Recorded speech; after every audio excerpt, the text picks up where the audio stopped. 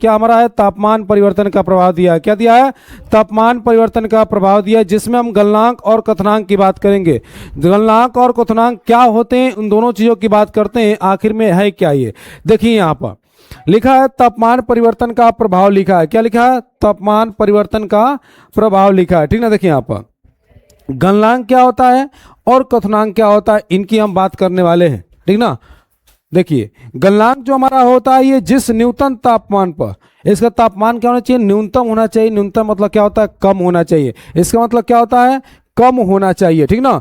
और तापमान जो टेम्परेचर हमारा होता है, ठोस मतलब जो सॉलिड हमारा होता है, पिघलकर किस में बनना चाहिए, द्रव में मतलब लिक्विड में बनना चाहिए। किस में बनना चाहिए, लिक्विड में। तो जो गलनांक हमारा होता है, जिस न्यूनतम ताप पर क्या करते हैं, ठोस को पिघलाकर, मान लेते हैं कोई भी अगर बर्तन हम लिए हैं, ठीक ना, कोई भी बर्तन आग उसमें देते हैं, उष्मा देते हैं, कोई भी बर्तन को क्या करते हैं, गर्म करते हैं, तो उस समय क्या कंडीशन हमारी होती है, कंडीशन यही है कि जब इसमें क्या करते हैं, टेम्परेचर को, ताप को हमको देना पड़ता है। किसको देना पड़ता है, ताप को। जब टेम्परेचर देते हो तो क्या करते हैं, इसको गलनांक में क्या हमको करना है कि इसको क्या करना है, न्यूनतम ताप पर क्या करना है, न्यूनतम जो टेम्परेचर होता है उस टेम्परेचर पर क्या करना है, इसको पिघलाकर क्या करना है, किस में चेंज करना है, द्रव में चेंज करना है। मतलब क्या, लिक्विड में चेंज करना है। किस में चेंज करेंगे, लिक्विड में चेंज करेंगे।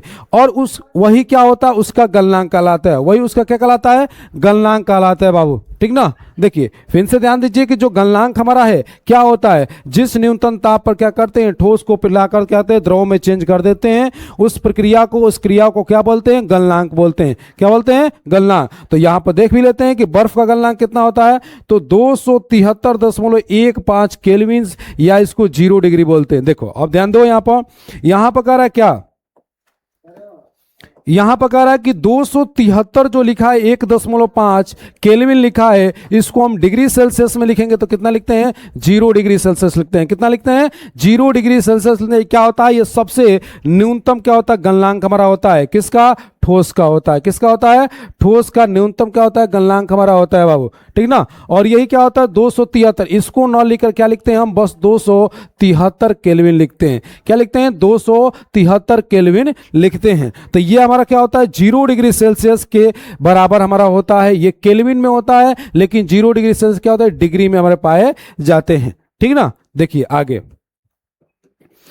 बात करें, क्वथनांक क्या होते हैं। क्या होते हैं, क्वथनांक हमारे क्या होते हैं, ठीक ना। अब देखिए ये बॉइलिंग पॉइंट जो हमारा होता है, ये क्या होता है, हमारा वायुमंडलीय जो दाब होता है, जो क्या है, वायुमंडलीय दाब है, जो क्या करता है, वह तापमान जिस पर क्या होता है, द्रव उबलने लगता है। क्या होता है बाबू, द्रव उबलने लगता है। जैसे यहाँ पर कुछ पानी दिया गया है, किसी चीज में बर्तन में रखा गया है, और कह रहा है कि वायुमंडलीय दाब वह तापमान जिस पर क्या होता है, द्रव उगलने लगता है। मतलब ऐसे तापमान, ऐसे टेम्परेचर लेंगे, या तो हम क्या लेते हैं, 10 डिग्री सेल्सियस लीजिए, 15 डिग्री सेल्सियस लीजिए, या 20 डिग्री सेल्सियस लीजिए। हम इस पर क्या करेंगे, हम ऐसा तापमान लेंगे कि अगर हम क्या कर रहे हैं, बर्तन में पानी रख रहे हैं गैस पर, तो क्या होता है, ऐसे तापमान लेंगे जहां पर क्या होता है, कम से कम तापमान में क्या हो, उबलने लगे पानी। क्या होना चाहिए, पानी कम से कम उबलने लगे। और जिस ताप में उबलता है, मान लेते हैं कि कितने, 10 डिग्री सेल्सियस में क्या होता है, 10 डिग्री में क्या होता है, उबलने लगता है, तो उस समय उसको क्या बोलेंगे, क्वथनांक बोलेंगे। वही क्या होगा, उसका क्वथनांक होगा। जैसे हम बात करते हैं कि पानी का क्वथनांक कितना होता है,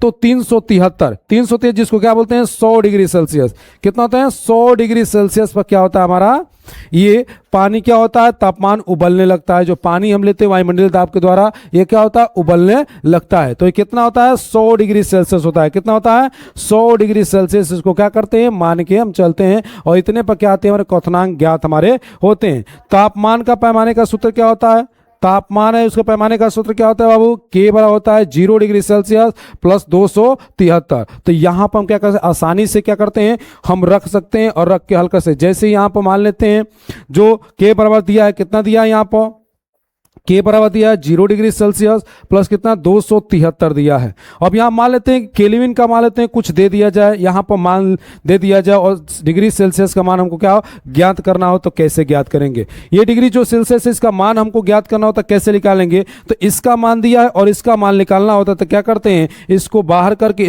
इसको बराबर करके क्या करेंगे, प्लस में इधर लेंगे तो माइनस में होगा। तो क्या करें, के से हम क्या कर 273 घटाएंगे, तो किसका होगा, 0 डिग्री सेल्सियस का मान निकल जाएगा। अगर वही हमको बस के का मान ज्ञात करना हो तो 0 डिग्री सेल्सियस जो दिया है ये हमारा हो गया प्लस 273 हो गया। तो क्या करेंगे, यहाँ पर हम क्या करेंगे 0 डिग्री सेल्सियस का मान रखेंगे, कितना है मान लेते हैं 100 है, 150 है, यहाँ पर 150 मान लेंगे, ठीक ना। उसी तरह क्या करेंगे 273 मान लेते हैं, यहाँ पर 173 दिया है, केल्विन दिया है, प्लस बराबर कितना है 0 डिग्री सेल्सियस दिया है, और प्लस कितना था 273 दिया है, ठीक ना। और बात करते हैं इसका मान हमको ज्ञात करना है, तो क्या करेंगे 173 दिया है, ये प्लस में इधर आएगा तो 273 हमारा हो जाएगा, और बराबर किसके हो जाएगा 0 डिग्री सेल्सियस के हमारा हो जाएगा। अब 273 में से क्या करेंगे 173 घटाएंगे तो किसका मान निकल जाएगा, तो डिग्री सेल्सियस का मान हमारा क्या होगा आसानी से निकल जाएगा। तो ये हमारा होता है क्या, इसके द्वारा हम क्या करते हैं तापमान, क्या करते हैं तापमान का जो पैमाना सूत्र होता है इसके माध्यम से क्या करते हैं हम डिग्री सेल्सियस का मान, केल्विन का मान आसानी से क्या करते हैं हम ज्ञात कर सकते हैं, ठीक ना। यहां तक समझ में आया सब।